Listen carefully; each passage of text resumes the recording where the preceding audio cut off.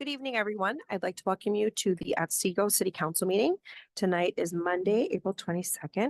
Audra, can you have the record show that our attorney will be on Zoom? He's not on yet, but that's what I've been advised.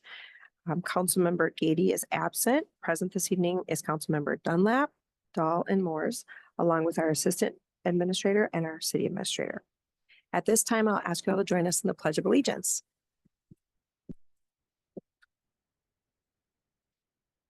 Pledge allegiance to the flag of the United States of America and to the republic for which it stands, one nation, under God, indivisible, with liberty and justice for all.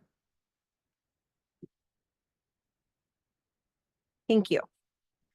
Our first item of business this evening is our open forum. This is the portion where you can come to the podium, state your name and address, and limit comments to 5 minutes or less. Would anyone like to speak at this time? Yes. Hello. Hello. Stuart Turnquist. 11020 95th Street Northeast.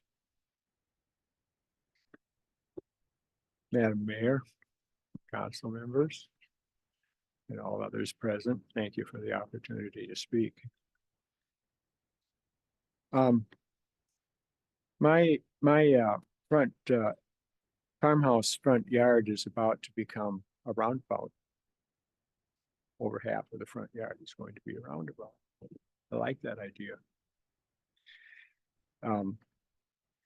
It means that this what was a sleepy gravel road you could walk across with cows and a beautiful idyllic pasture on the other side with a clear creek.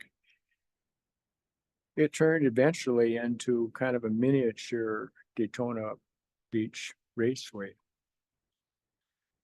Even my cousin Butch Turnquist had to move out because this nonstop County Road 39 that scared him. So have you all been around seeing 39 and 19 and all of the ways that that's gone through so many changes over the years? So finally it's a solution, and I really look forward to that. But it turns out that you really can't get to my place from there. That the access, which I just found out because the crew was out burying cables this morning, and I went down to ask them, well, how are you going to know where to go? And he said, well, we've got the design here. And he took a very helpful fellow, and he took out his phone and called it up. And so I saw exactly what was going to be happening. And it had the driveway, my driveway, right where it has been, but where it has been is going to end up being in this sort of a no man's land that's between where the roundabout rotates and the beginning of the road separations occur. In that area right there, you can get out and you can go wherever you want. But when you come to get back in, if you're coming from Monticello, the west, or Albertville, the east, or the south, the only way you can get in is by going 3 miles down the road to the next roundabout, turning it around so you can come in from the east. Now, that puts a real pressure on, because the whole project that I have been developing there for the last, 25, 30 years, that was going to once again become a bed and breakfast and a farm store, because my aunt and uncle, they sold eggs and made maple syrup, and so, it had a regular importance to the community. So it's actually kind of almost like a science fiction movie where you've got a black hole where You know, anything gets close to it, they go in. And they never come out. But this is the reverse. You can go out, but you can never come back.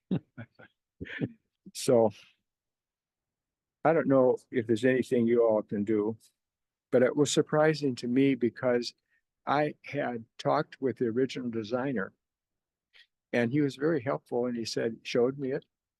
And it showed like, here's the roundabout. Here comes a east and a west access and egress and a north and a south. And that you would simply rotate until your desired direction. And so I thought, well, this is no problem. This is good. This fits, a lot of what I'd understood in the past, because they've been working on this problem with this T there for, well, as soon as it got to be more people using it. So, so I knew that it could be done. And he said, but the highway department has to look at it first to approve this. So I didn't hear, he said it was going to be soon that I could hear. And this is way back in August. And when he came, didn't come, then I gave him a call and he wasn't there, that a new person had come in, that he had left that position. And so it took another waiting period. And finally, a fellow appeared who was a right-of-way agent and said, here's what's going to happen. And I couldn't believe it because I didn't have any access there. But they did take up, over half of the front yard of the in order to get the roundabout in. Figured, if you're donating that big of a chunk of property, that you're going to be in their good graces. But it turns out that they wanted to shave, and that's why they have to take so much. They don't want to build anything that has to do with a retaining wall. So they shave and they take it way back, which occurred to me that's going to mean quite a bit of maintenance over the years anyway, having a long piece like that. But that's the short of it. And I don't know if you all can do anything, but at least I figured if you know what was happening, because I intend to try to go forward again with this bed and breakfast and this whole idea that I have, which is that is overlaying agriculture, nature, and art, because that is an extraordinary piece. And that it has the north end is on the river, Mississippi River, and the south end is the big woods. And I've been building that piece up over the years because it's taken 5 separate parcels to build that perfect piece of land to develop what I think is going to be in a very exciting future. And there's already books being made and films being made. And so it is going to be a project that's noteworthy. And having this situation, which is really puts a danger in terms of people that are trying to come in and go out from it, doesn't make any sense to me. Thank you for your attention. Stuart, so the person that was out, because this is a Wright County project, does staff have any, Mayor? have you guys seen the drawings? Yeah, we've talked with Mr. Turnquist. Okay. We've also, on his behalf, talked with county staff regarding this project. The way the county is designing this is primarily focused on the east, west, south legs. The extent of the north leg basically provides a new driveway access to the conference center. In order for access to Mr. Turnquist's property to access that leg, there'd need to be an easement from Riverwood to Mr. Turnquist, which the conference property is not willing to provide. We've also had the discussion with Wright County that this is kind of a short window to be looking at this, or a Right. short-sighted view to look at this, that if you're gonna invest in constructing the roundabout, you should be providing equal access to all the properties on the north side. They've been reluctant to consider that. The last conversation we had with them, they indicated they would provide us a plan showing how ultimately access could be provided to both properties, the conference center and Mr. Turnquist on the north side of the property or of the roundabout, but it would require more right-of-way acquisition than they were willing to consider as part of this project. But he's already donating how much? I mean, They're condemning part of it in order to acquire, it just seems like he's giving and the conference center, treatment center is benefiting and no one else is getting. yeah, and I should access. note that, so the county has put this project off now, at least till next year, if not the year after, because of the I-94 project with County Road 39 being a detour. So there is still opportunity for Mr. Turnquist to work with county staff and for the city staff to look on behalf of both property owners at the long-term transportation needs in that area, to make sure that we're not creating a problem where one doesn't necessarily exist at this point. Sure.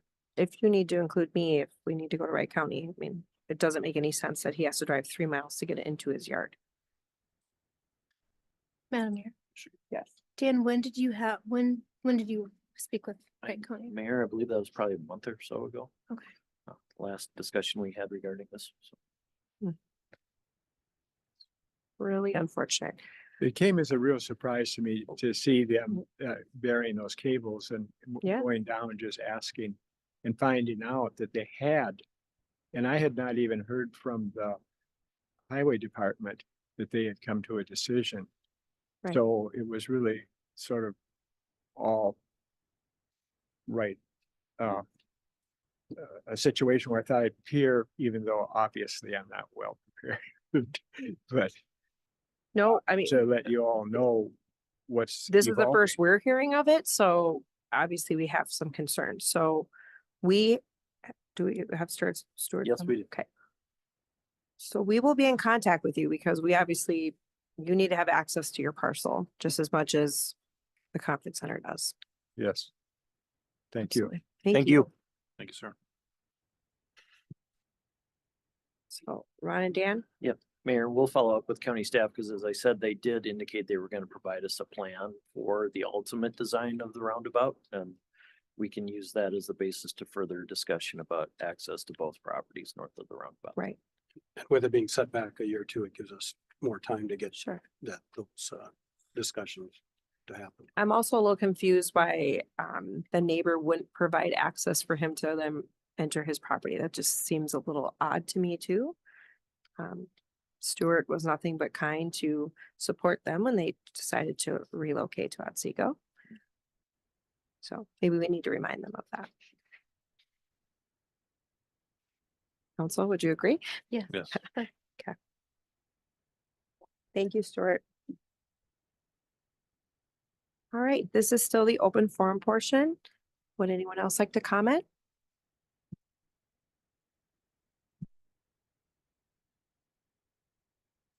Okay, we will close the open forum and move on to item 2 to consider our agenda for approval.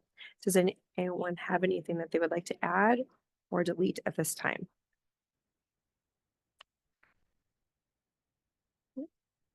Motion would be in order. Madam Mayor, Ms. Brittany, I'll move to approve the agenda as written. is there a second? Second. Motion by Brittany, seconded by Jeff. Is there any discussion? All those in favor signify by saying aye. Aye. All those opposed, same sign. Motion passes. Next item is our consent agenda. A motion would be in order. Madam Mayor, Ms. Brittany, I'll move to approve the consent agenda as written. is there a second? Second. Motion by Brittany, seconded by Jeff. Is there any discussion? All those in favor signify by saying aye. Aye. All those opposed, same sign. Motion passes. Next item is under our planning, 4.1, Sockman Meadows. I will turn this over to the planner. Thank you, Mayor. Boyd Delansky is here this evening with their development plans for 60 acres located north of 70th Street and east of Cadler Avenue.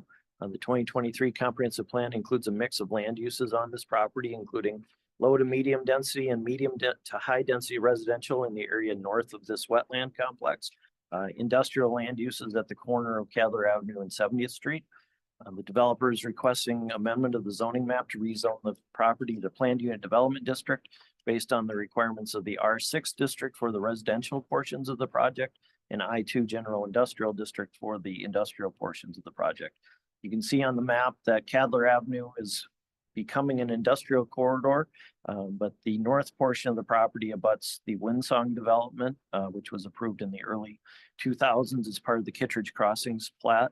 And was intended to extend residential uses all the way to Cadler. So this is basically finishing out that land use and was carried forward as part of the comprehensive plan.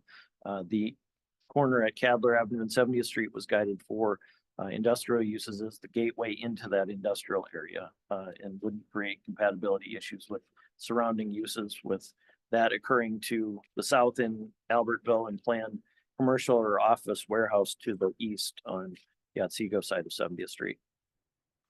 The applications include the zoning map amendment as stated, addressing lot requirements, setbacks, private drive and unit-based lot configuration of the subdivision. Also the potential for common interest community or condo ownership for either the residential elements or the individual spaces within the commercial buildings. They're also subdividing the property into the residential and industrial components as part of a preliminary plat. The residential use on the north portion of the projects, it consists of 115 single family lots, just over 5,000 square feet in area per lot, which is consistent with the city's allowances for single family villa homes. Basically treating these the same as we would a townhouse, but separated and no common sidewalls for increased privacy and additional size as well. They'll dedicate right-of-way for Cadler Avenue. Part of that dedication includes additional right-of-way over what the city would typically require for an industrial collector street. The city would require 40 feet of half right-of-way, but because the Wright County Transportation Plan anticipates that Cadler Avenue could become a county state aid highway in the future, they're asking for 150 feet of right-of-way. There's 75 feet for the east half of that road. That isn't necessarily certain that will occur and if or when it would occur. So in consideration of the pre-established layout of Kittredge Crossings and the property surrounding it, in order to make the layout of the subdivision work, it's necessary to reduce the rear yard setback of the blocks abutting Cadler Avenue from the 65 feet typically required to 30 feet. That 35-foot difference is made up basically in the difference between the city's standard collector street right-of-way and the county right-of-way. So these homes aren't going to be any closer to the existing road. If in fact it is expanded in the future, the road would come closer, but right-of-way for county roads typically has greater separation between the roadway surface and the property line. There's also the requirement to provide a residential buffer yard in that area to obviously with the time involved between today and when and if that county road occurs, those trees will mature and offset any impacts. The rest of the setbacks are standard per the zoning ordinance for R6 type development. All the streets within the north portion of the project are public except for this U-shaped section to the south of Kittredge Parkway. Because of the depth of where Kittredge Parkway needs to align with 73rd Street to the west of Cadler and that wetland complex, there isn't space for 2 rows of blocks plus a public right-of-way in that area without creating wetland impacts. This area was specifically highlighted as part of the 2018 multiple family housing study as an opportunity for an apartment complex because of that situation. But the developer is proposing single family, which is a nice transition to Windsong to the east. So in that situation and recognizing that these are in effect townhomes, that use of the private drive is appropriate. It's still designed to the same width and section as a public street, but would be owned and maintained by the owners of those lots abutting and accessing it. Sidewalks are being extended from Windsong through the development on one side of all public streets as required by the subdivision ordinance. There wouldn't be trails constructed as part of this given the undefined nature of Cadler Avenue and 70th Street.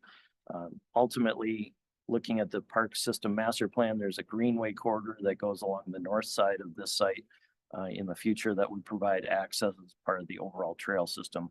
Plus going back through Kittredge Crossings to 70th Street is the most likely route for these residential homes. Landscaping for the residential portion of the property would consist of 2 trees per lot, plus the residential buffer yards adjacent to Cadler Avenue, and for those lots on the south side of Kittredge Parkway that back up to the road so that their rear yards are screened. The plat does need to be revised so that all of the wetlands and wetland buffers that are shown on the documents are platted in outlots, which would then be deeded to the city. Dwellings themselves, Lennar will be the builder within the residential portion of the project. My understanding is they intend to acquire all the lots from the initial final plat and then proceed to build them out. They'll have 2 styles, one being a 2-story slab on grade structure with house plans similar to that are offered in the Hunter Hills development already on the west side of the city, north of 80th Street, east of County Road 19. Then a second housing style intended to address potential affordability issues. Basically a slab on grade single structure ranging just over 1,100 square feet to less than 2,000 square feet. Each of these do have 3 bedrooms, so they are fully sized dwelling units. They do have an attached garage, but they're fairly modest layout intended again to address affordability issues. These are located within the development at the interior, surrounded by the 2-story structures. So for the most part, they'll be screened by the larger structures, and they are somewhat consistent with the layout of the homes in Windsong as well. The industrial use of the property includes 15 buildings within 160,000 square feet of space. Each of these has multiple tenant bays. The developer's intending to incorporate and allow for enthusiast garages throughout the project, and then also business opportunities for small trades and contractors to use those for their business location versus, as we often find in people's driveways, garages, or pole barns in the city. So this provides opportunity as an incubator almost to locate those businesses into appropriate locations. That's a clarification too from the Planning Commission and the reason that you have the revised condition of approval outlined. When we initially wrote this up, our assumption was that the enthusiast garages were located only at the southwest corner of the project, but their intent is to locate the business and enthusiast garages all throughout the development, which from a use standpoint doesn't necessarily cause any conflicts or concerns from staff's perspective. It probably makes things easier from an enforcement standpoint, because if you ended up having somebody with an enthusiast garage in there, then it would be an enforcement issue. Lot requirements are met in terms of the overall project for an I2 district requirement. The building coverage is just over 12%, so well within the 50% allowed. They do meet the setbacks required from wetlands, and also the roads on the west and south sides of the property. Off-street parking is generally handled, and the analysis was similar to that of a mini storage, where there isn't going to be full daytime occupancy of these structures. Someone's going to come get their equipment and go do an off-site job, or use it from the enthusiast garage standpoint. Each of the buildings is more than 50 feet apart, so there is space if someone just pulls up short term in front of their structure to load, unload, etc. There are also off-street parking stalls adjacent to the clubhouse areas. So from a use standpoint, staff is comfortable with the availability of off-street parking as shown. The developer did indicate at the Planning Commission meeting that they would have a more detailed site plan showing where additional off-street parking stalls could be designated within the site if they prove to be necessary. Some additional items that are addressed as part of their plans include some general landscaping for the commercial portion of the project, and then we'll address exterior lighting and signs as permits after the fact. The buildings for the industrial portion are all 1-story structures with large overhead doors intended to be finished out individually to suit the needs of the end user. The structures would need to be updated to meet the material requirements established by the zoning ordinance, but are otherwise appropriate for this zoning district and this use. The engineering elements of the application were reviewed by the city engineer's office. That includes dedication of right-of-way for Cadler Avenue and 70th Street based on their future designation as potential county roads. They provided a grading plan that does include some minor wetland impacts in the center of the industrial development, but otherwise leaves the majority of the wetlands preserved and protected, including a wetland buffer. And they would also pay a stormwater impact fee for Otsego Creek as part of the project. Sewer and water are available to the development. The north portion of the project is significant because it allows one step of the extension of trunk sewer towards Cadler Avenue, which is necessary to continue industrial development along that corridor to the north and to the west of Cadler. So it's positive to see that moving forward. They'll provide service throughout their project for these uses and pay utility availability charges for that service. Drainage and utility easements are shown as required by the subdivision ordinance over stormwater elements as well as utility extensions within the project as well. Park dedication requirements. This area for the residential uses is served by Kittredge Park within the Kittredge Crossings development slightly to the east. That is connected by sidewalk, so there is connectivity and access for that.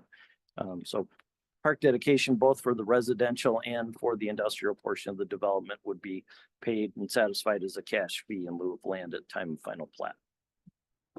City staff is recommending approval of the application based on the land use being consistent with the recommendations of the 2023 comprehensive plan. We also recommend approval of the PUD district as it's consistent with the intent and purpose of the zoning ordinance implementing the comprehensive plan for this area. The performance standards set forth by the PUD district also mirror the intent of the base regulations established by the zoning ordinance as well. Planning Commission held a public hearing at their meeting last Monday, April 15th. There were a number of residents present from the Windsong and Kittredge Crossings neighborhood, mainly with concerns about timing and typical questions that we get when there's new development adjacent to existing. One of the bigger discussion items was over traffic and how traffic within this neighborhood would be accommodated. We explained that Kittredge Parkway is designed as a 46-foot wide collector street, even though it serves a much smaller area than it would typically serve and serves much lower traffic volumes as a result. So from that standpoint, staff is comfortable that traffic is adequately addressed, but you also have the draft minutes of the Planning Commission included as part of your packet for reference. But after taking comments and public discussion, or Planning Commission discussion, the Planning Commission did vote 6-0 to recommend approval. So possible actions for the City Council this evening would be consideration of ordinance 2024-05, amending the zoning map to establish the PUD district, and then approval of a PUD development stage plan and preliminary plat, which would be subject to now 32 conditions as recommended by the Planning Commission and amended here this evening. Thank you. Does the applicant wish to comment? Great. Thank you, Madam Mayor, Yep. council members. Thank you for your time tonight. Definitely two projects we're excited about. I'm Craig Delansky from Boyd Delansky. My business partner, Scott Boyd. I'm Craig Delansky, lifelong resident of Elk River, Minnesota. Starting with the residential project, Zachman Meadows, something we're proud of, and working together with Lennar, just a respected builder, and then done a lot of work in Minnesota that we're, happy to be aligned with and working together. In honor of the Zachman family we bought this property from, Kenneth and Margaret, we named it Zachman Meadows. They wanted to maybe have a street or two that was named after them, but we couldn't do that part. But project is named after them in honor of their families. So the residential project, it's 115 lots, like Dan explained, and I know that they got some different model types that are going to be, I think, well suited. We could have done something with apartment buildings there, but it was just something we didn't want to be a part of. So not there's anything wrong with apartment buildings, but we like the idea of single family residential homes. We also feel like it complements our condo suite Otsego project. We have 3 different product types. And we did that by design. When we analyze this arena, this product is very popular in different parts of the United States.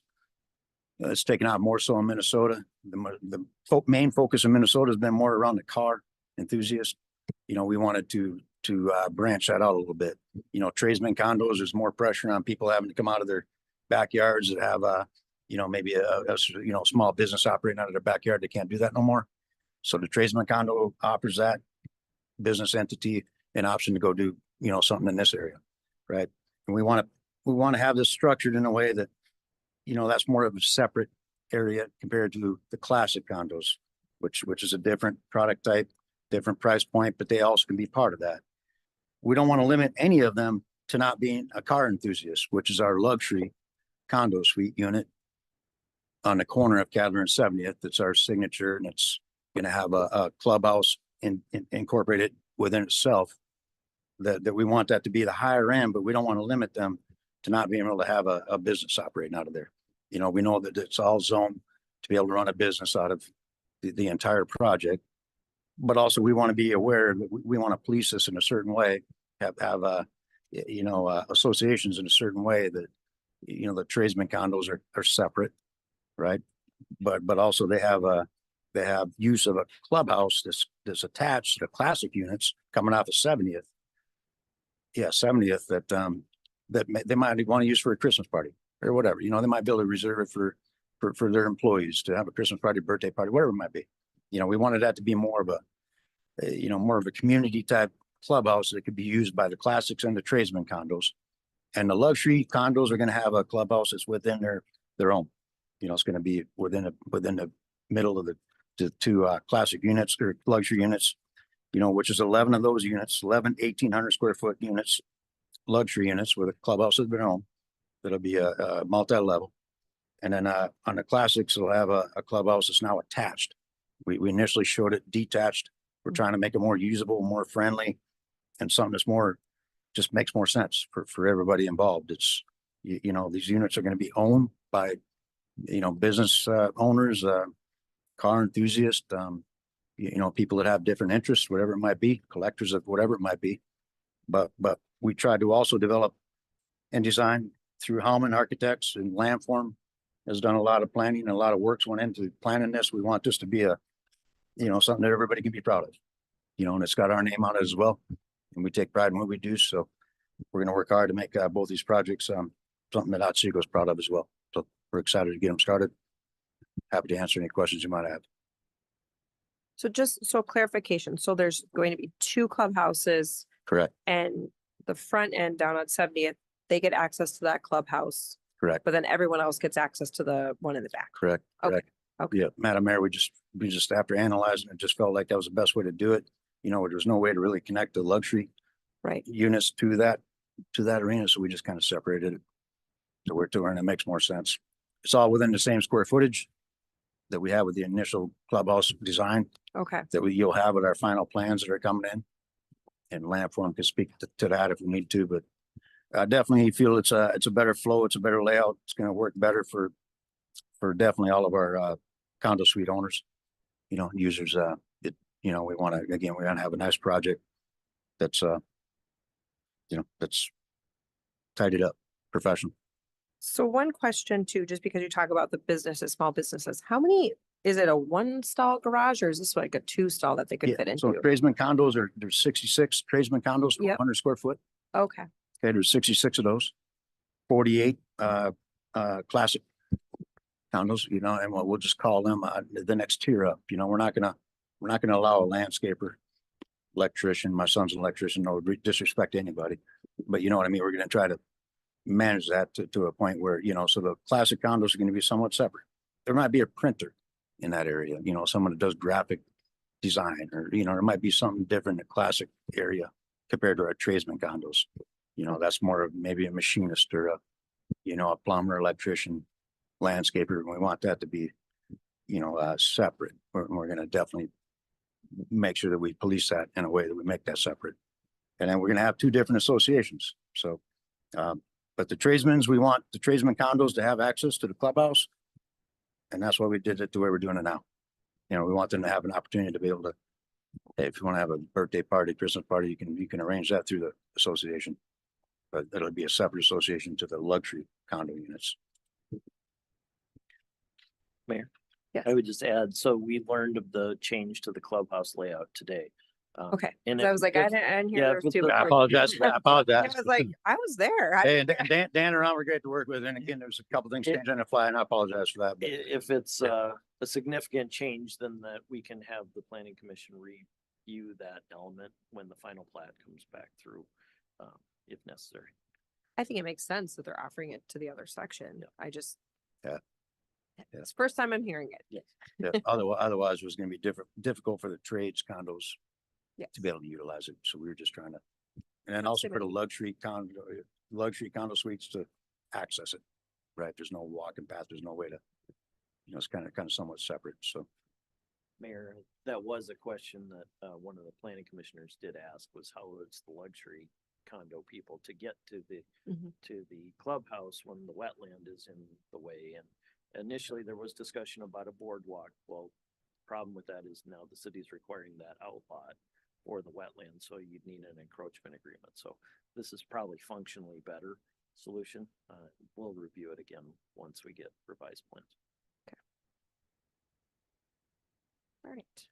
Questions for the applicant or for staff? Madam Mayor.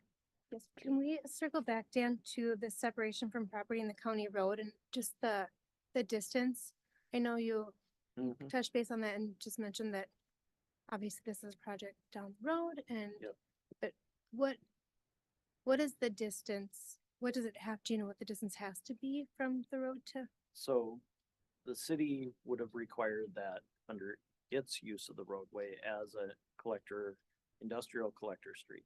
Mhm. So we require 40 feet of half right of way for the roadway within that, which is effectively what's there today, the way it was initially constructed. The county, in order to fit their potential roadway in the future, asks for 150 feet of right of way, which would accommodate a 4-lane road. So they're going to dedicate that the 40 feet plus another 35 feet of right of way for the 75 feet. Then from that point, you have the residential lots and the house are set back another 30 feet. Okay. Thank you for clearing up that again. And then I also had another question.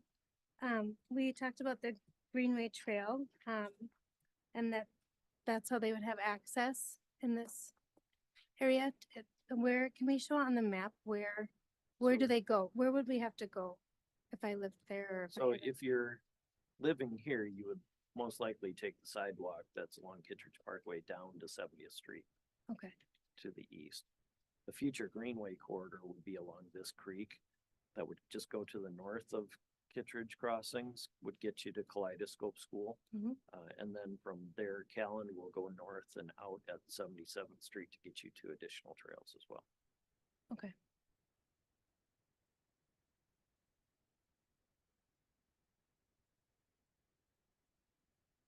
Again, I only asked just because there's no there's no trail on Catherine.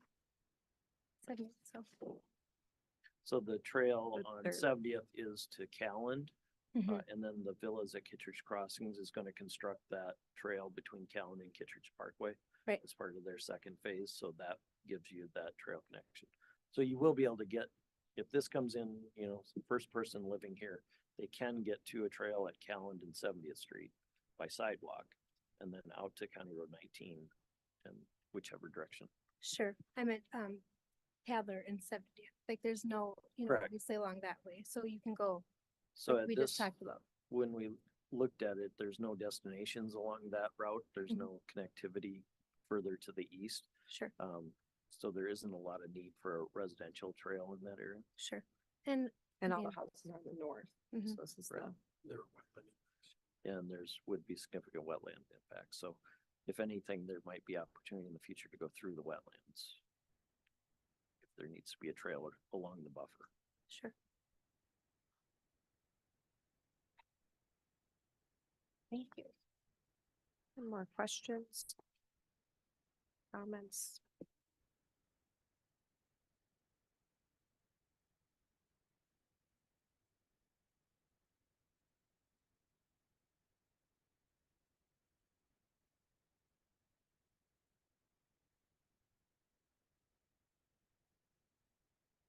Otherwise, if there's no more questions or comments, motion would be in order. Mayor, Yes, Jack. can I make a motion? Sure can. Motion to adopt ordinance 2024-05 to approve a zoning map amendment and to approve a PUD development stage plan and preliminary plat for Zachman Meadows subject to the stipulations as stated by the findings of fact and decision as presented. Second. Motion by Jeff, seconded by Brittany. Is there any discussion? All those in favor signify by saying aye. Aye. All those opposed, same sign. Motion passes. Thank you. Thank you, Madam Mayor. Thank you, council members. Thank you.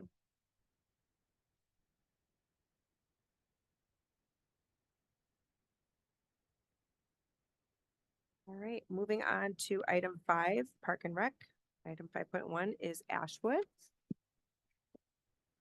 Hello, Mr. Jacobs. Good evening, Mayor and Council.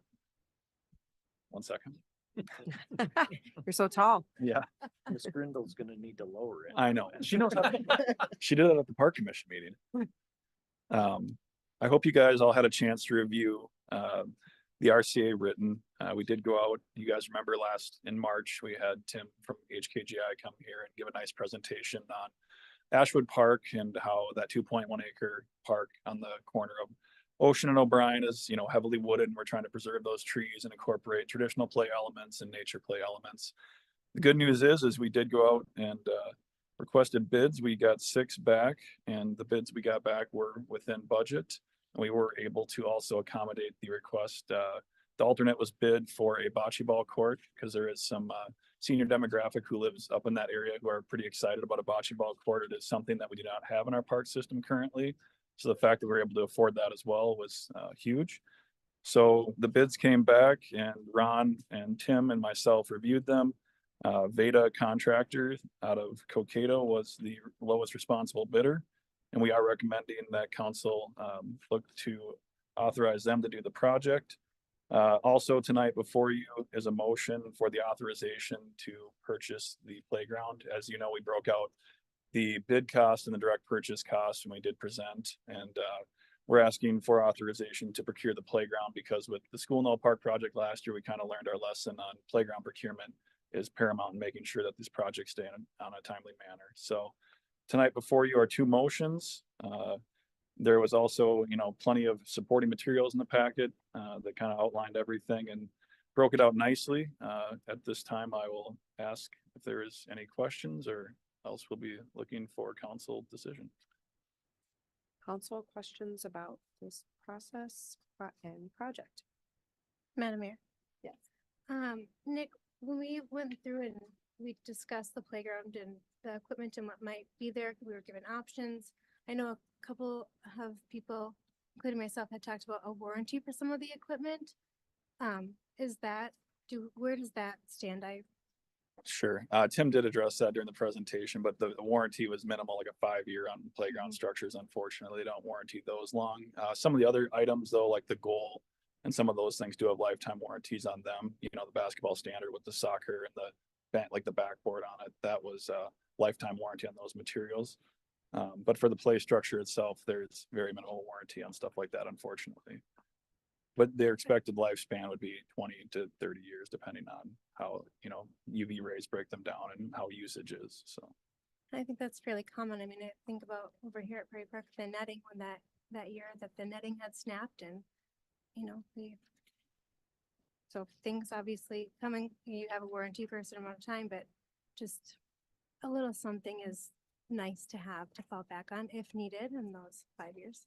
exactly. And we do budget in our general operating budget for playground replacement to try to account for some of those things. So. Yes.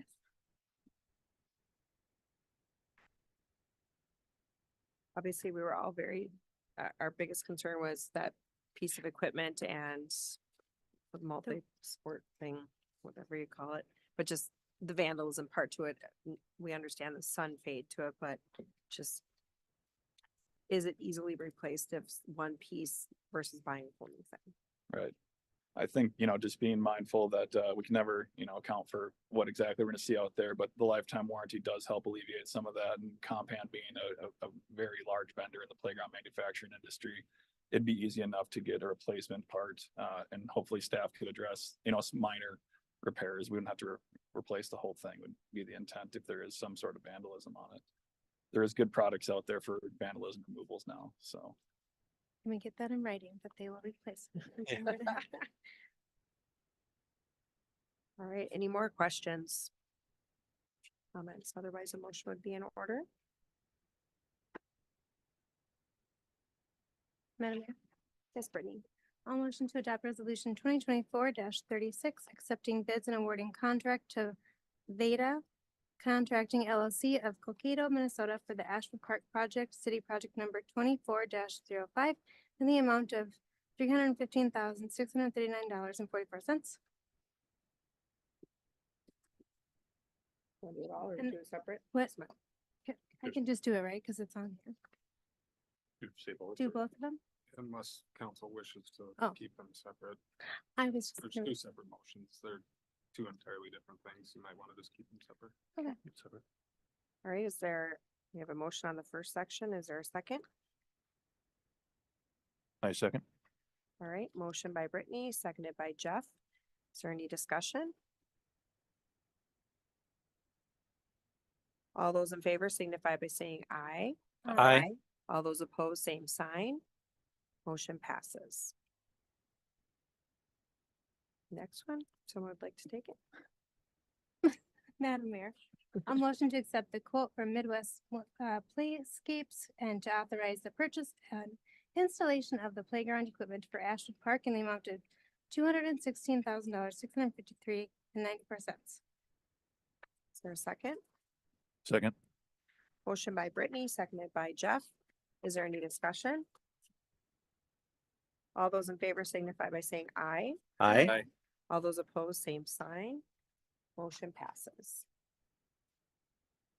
All right, moving on to item 5.2, Carrick's Waterfront Park. All right. Thank you, Madam Mayor and Council again. Tonight, Gabrielle is here from HKGI to do the presentation portion, but just a little bit of backstory about, I hope you guys did get a chance to review the RCA. This process and project have been identified in the Parks and System Parks and Recreation Master Plan. And since 2021, we have been working on this project, so it's a multiple year project in the making. It was identified, like I said, in the master plan. So staff and the Park Commission and HKGI worked over the past few years to kind of create some concepts and go over different funding mechanisms for this project. Being that it was on the Mississippi River, this was a great candidate for the outdoor recreation grant to help offset some of this cost. So it was decided in 2023 to pursue the outdoor rec grant. And HKGI did write the grant, and staff was made aware at that time there was a grant available from League of Minnesota Cities to offset the grant writing costs for the grant writing services. We were awarded that at that time.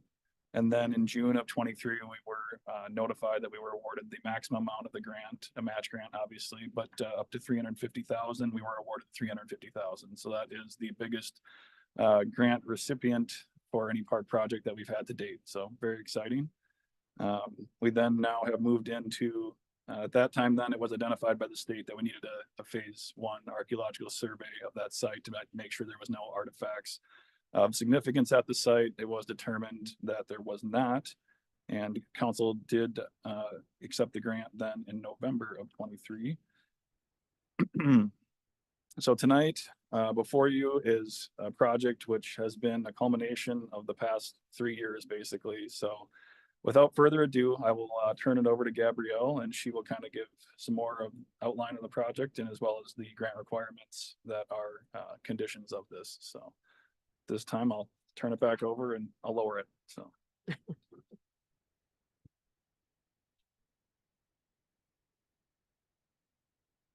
Thank you. Good evening, Mayor, Council members. So I'll continue with the slide we're at. So since December, we've been working on construction documents for this park site. We've been working with Hawkins and Anderson on the engineering. We just recently submitted the DNR permit for the boat launch application. So we went through several meetings with the DNR staff to determine exactly how we could permit the site as it was designed through the outdoor recreation grant. So the remaining tasks are we'll be putting this out to bid, and then bid opening anticipated May 22nd, hoping to award a bid May 28th and then construct it later this summer depending on the river elevation. Next slide. So just overviewing some of the goals of this project, based on what was put into the outdoor recreation grant. The purpose is to provide ADA accessible kayak and canoe access. So that's a big part of the outdoor recreation grant, needs to be ADA accessible. We've included a small picnic shelter and a bench as places to view the river. We're mimicking a little bit the same level of service that's provided at Norton Landing, although this is a little smaller site plan, but having a complementary facility. There will be shoreline fishing access. So with the boat launch, which is steps that go down to the river, there is the opportunity for people to fish from the shoreline if they so choose. We're restoring and revegetating the riverbank with native trees and shrubs, as well as a 4-bay area rain garden next to the parking lot on the western side of the existing stormwater pond. So we're revegetating that as well. The overall construction budget is at $775, so that includes the $350,000 grant funding. And then again, we're linking to Norton Landing with a paddle port option. So that's a later phase of the project to install the paddle ports so people can canoe or kayak from Norton Landing down to Carrick's Landing. Next slide. So again, some of the requirements as part of the grant is that all of these elements are included. So the kayak canoe launch, the river access, shore fishing, there's a small boardwalk, so providing access from the existing shared use parking lot to the site, going over that rain garden area. There's a short boardwalk there. We have a nature observation area with the shelter and the deck and overlook. There are a few paved trails added for accessibility. We're including some signage and the shelter. And then part of the grant also requires that we use all Minnesota native land species for landscaping, so that provides habitat for pollinators. Next slide. So this slide shows the site plan layout. We've gone through several different iterations, making sure we can fit everything into the riverbank, meeting the ordinance requirements, and then also the DNR requirements. So we're showing the boat launch, which is steps going straight down to the river just north of the shelter. And then there is the accessible path to the north of that with the accessible dock and kayak launch. And then on the western side by the parking lot is the short boardwalk over the rain garden.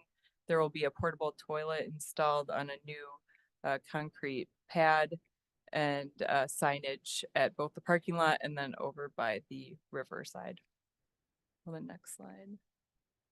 So this shows in a little more detail the parking lot access. So we are removing one parking stall from the existing parking lot and recommending adding an ADA parking stall because it is an ADA accessible site. There will be a new gateway sign you can see on the right side.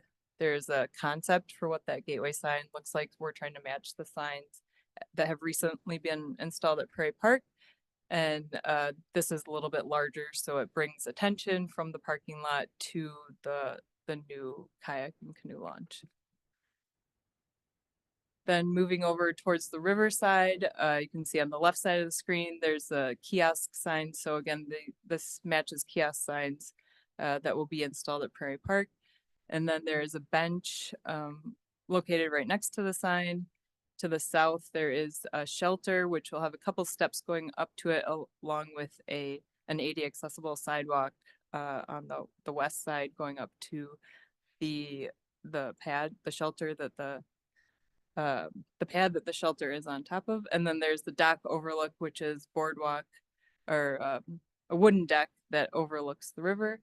The boat launch is 8-foot wide concrete steps. They're about 2 feet each tread, so it's a leisurely walk down to the river's edge. And then to the north, there is the ADA accessible ramp. So this will be installed by Marine Dock and Lift, the same vendor that installed the dock just north at the Elk River river's edge.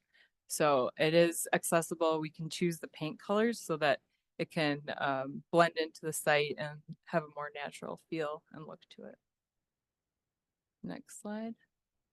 So this image and the next image are some renderings of what this shelter will look like, and then the overlook looking towards the river. And these are some images of what we're specifying for furnishings on the site. So on the left side is horizontal fencing that will surround the porta potty. And then we are specifying some black metal bollards that will be located at the parking lot to prevent people from driving onto that boardwalk and onto the trail. And then the image on the right is showing what the shelter would look like with a single gable, metal roof, and wooden posts. Next. This slide shows what the steps, so the boat launch itself will be the steps that you can walk down to a landing, which will be a few feet wide, and then steps that go all the way down into the water. So that we're trying to mimic the existing slope as much as possible, because this is meeting the same requirements as essentially a boat launch that you would drive into the river, but the DNR is allowing this by saying that it's similar, but it just is bumpy. I mean, we're getting away with it through making it fit into the slope. And then these are some images from Marine Dock and Lift showing what the ADA accessible kayak and canoe launch will look like. Next slide. And then this is the construction cost estimate. So with all of the items included, we are identifying direct purchase of the boat ramp, the accessible ramp, and the kayak and canoe accessible launch separately from Marine Dock and Lift. And then the signage will be a separate contract as well with the sign vendor. So with all of those costs included, we're looking at around 760,000. So hopefully bids will come in good, but that's where we're at right now. So next step is to put this out for bidding, and then again, the bid opening, hopefully May 22nd, with awarding bid potentially May 28th.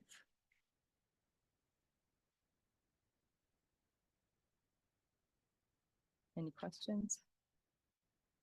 I have a question for Nick. So I know we're putting the pylons in so we don't have people come in off of that south side where the signage will be. But where will, like, obviously staff goes in there to go around, and now you have this porta pot down there. So how will they be entering to get down to clean that up? So where they're getting on now is what we would, those people continue to use that. This plan does include a lot of improvement there for the truncated zone, restoration, all that. Mayor, Yes. can't we use like removable bollards there? Mayor, I think the point is it's a boardwalk, so it's going across a softer. It's actually elevated boardwalk, so it can only handle so much weight. So any vehicle of a certain weight Would wreck break it. it. So we have to keep everything that, isn't just pedestrians are only to use that boardwalk. So how are they going to clean out the porta potty? That's the question. Yeah. He just said So that there's you'll come in access north. point- Yeah, sorry. There's an access point, where you're at Cowboy Jacks, between Cowboy Jacks and Guardian Angels. That's what Nick was just talking about. We are gonna make that ADA accessible at the front of that, but that's where the pickups would go in, or the truck that would be, to get to the. Go down there. Yeah, Porta that potty. was what my question And was. then there's another access, that one's kind of angled to the north, so that's your access in, and your access out would be on the north side of Guardian Angels. There's another one that goes out towards the cul-de-sac at the north end that you see, Okay, Quantrell. I understand now. It's that the boardwalk is going over the small The little section. section there. The rain guard, yes. Right, but they can get there through pavement. Correct. It's just gonna be a bit of a drive. Okay. Yeah. The whole thing is a mile, so yeah, they'd have to trek all the way around, but again, it's only a half mile to get there and a half mile to get out. Thank you. Mayor, that there is a restroom there on the site. I mean, this is no change of operation. Right. I just wasn't sure with this boardwalk. Now I was like, this isn't something that they can drive on if you're putting these in. And so, okay. And obviously We the put- porta pot people would know this, but we don't want just residents trying to drive down there to, Mayor, yes. we put a bollard on the other side too, to keep people that happen to be driving, if for whatever reason, you know, shouldn't be only staff, but if someone is driving on the opposite side, they can't drive across. Across it the other way. Correct. Okay. Is that bollard removable? We weren't planning either, of those being removable. Unless we had to replace the boardwalk. What would be the reason for removable? I'm trying to, on the north side, how are they going to get in if there's a block there? There's not gonna be. He's talking about one here Right. and then the two right here. But there's nothing up at the top. That's there. Oh, okay. Yeah, so they're Okay. not putting any up at the spot that's currently how you get into this park. Up by Cowboy Jack's, Okay. correct? Is that what you're saying? Okay. Correct.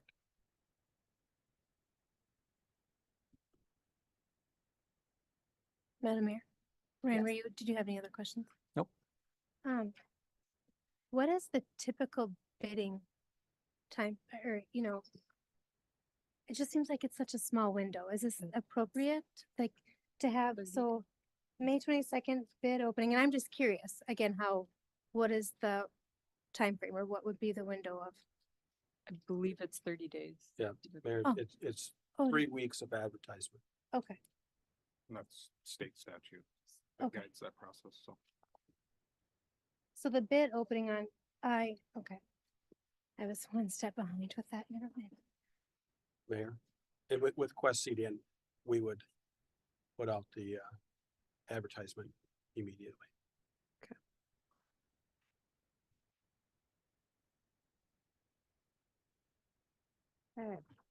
Any more questions or comments?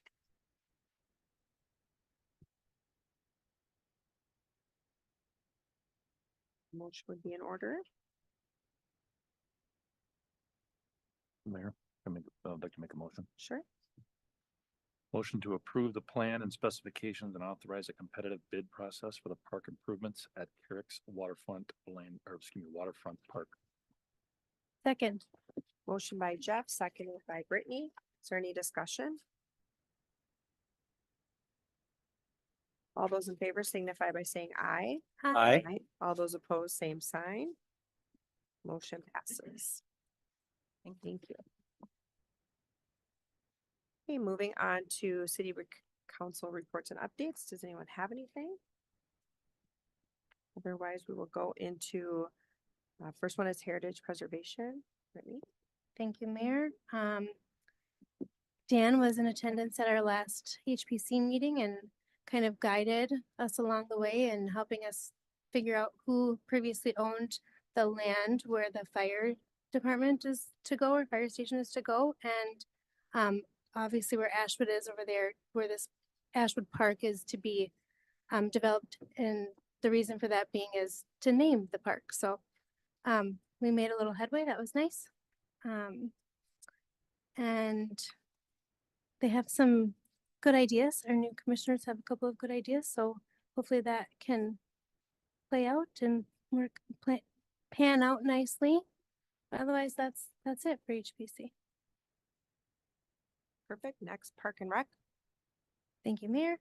At our last Park and Rec meeting, we reviewed with council. We were all there. We were all there, and we reviewed the Prairie Park Master Plan, and it was nice to see the most of the committee members were there, and well, several of the committee members were there, and just to have their input again, that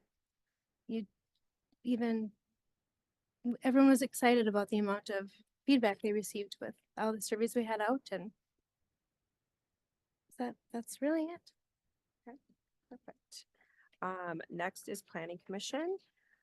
Well, you had Carrick's Landing, we needed a variance, so the Planning Commission supported that. And then Zachman Meadows, which we just had on the agenda tonight. They also had a discussion regarding fence standards and suggested no change to what we currently have. Then, public safety, Tina's not here, so we had Alina present, and we also had Steve from Elk River. He was there for a short time. He was a pink eye, so nobody really wanted to sit with him. But we just talked about times are not necessarily where they'd like them to be, but that they are continuing to work towards, improvement on that.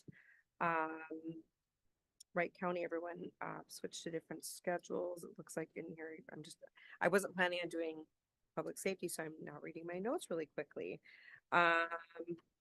We also talked about with, Jason had brought up some concerns with Nystrom.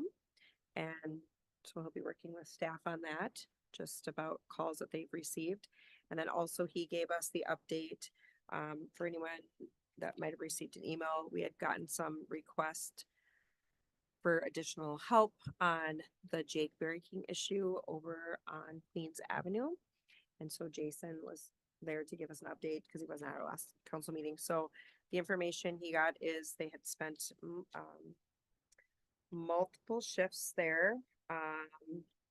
Do you have how many hours Eight. it was? Yeah, he assigned 8 deputies to that for 28 hours. Okay, I have spent. 28, but I was like, I didn't remember. Yeah. Okay, 28 hours total.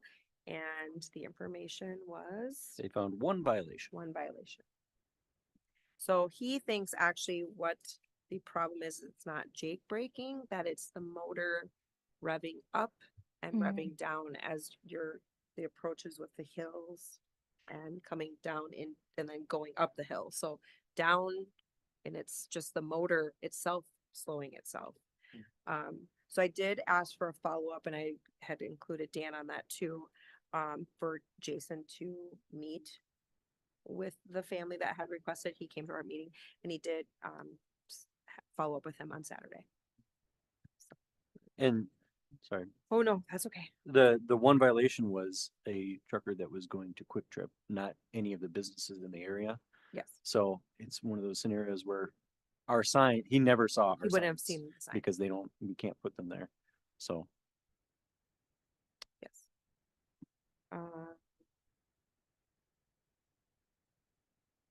Yeah, that's what I have. Do you have anything else? Nope. Okay. All right, next, staff reports and updates. Sabrina. Thank you, Mayor. Just updates on the consent agenda. We had our seasonal employees, so they'll slowly starting as kind of summer approaches, and thankfully have a lot of returning people. So excited for that. And then for the May 13th meeting, we should have a few recommendations for hire coming up with quite a few of our recruitments that just closed up. So updates will be at that May 13th meeting. And that's it. Thank you. Okay. Adam. Mayor and council, no additional updates this evening. Audra. Thank you, Mayor. I have no updates. Right. Dave. No updates. Thanks, Mayor. Okay. Dan. Mayor, no update this evening. Okay. Ron. Just a couple items. RL Carriers on near Queens Avenue. They will be starting in order for them to connect to sanitary sewer, they do have to cut into Queens Avenue. And it was set up as a detour, but we talked it through and they're gonna do a single lane, so that trucks can get through there and flag it, so we won't have to shut it down. There's also residents that of course live there. Yes. To the south.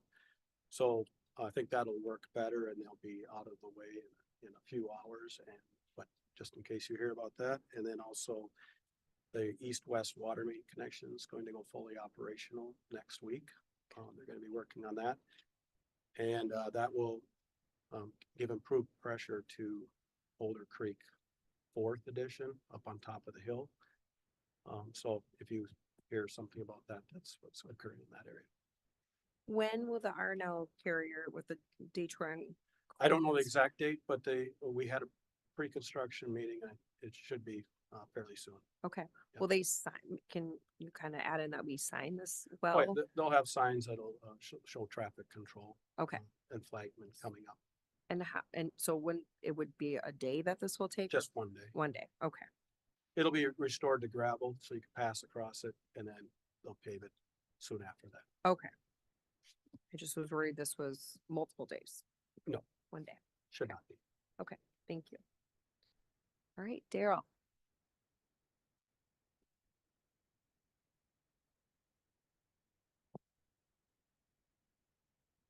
Since Jason's not here tonight, I'll talk for an hour. I really don't have a lot.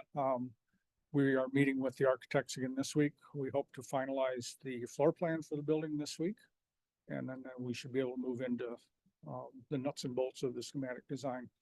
Last week, I was able to attend some training in Indianapolis with 35,000 of my best friends. Attended 11 different sessions, everything from ladder truck operations to autism awareness. Was also able to meet with a lot of the equipment manufacturers and vendors that we'll be dealing with as we move forward with our project. So good information to bring back, a whole stack of literature to go through and information to digest, but you'll hear more about that as the moves ahead. Thank you. Thank you. Thank you. Thank you. Frog in my throat. If no one has anything else, then a motion to adjourn would be in order. So moved. Second. Motion by Jeff, seconded by Brittany. Is there any discussion? All those in favor signify by saying aye. Aye. All those opposed, same sign. The meeting has ended. Thank you all for attending.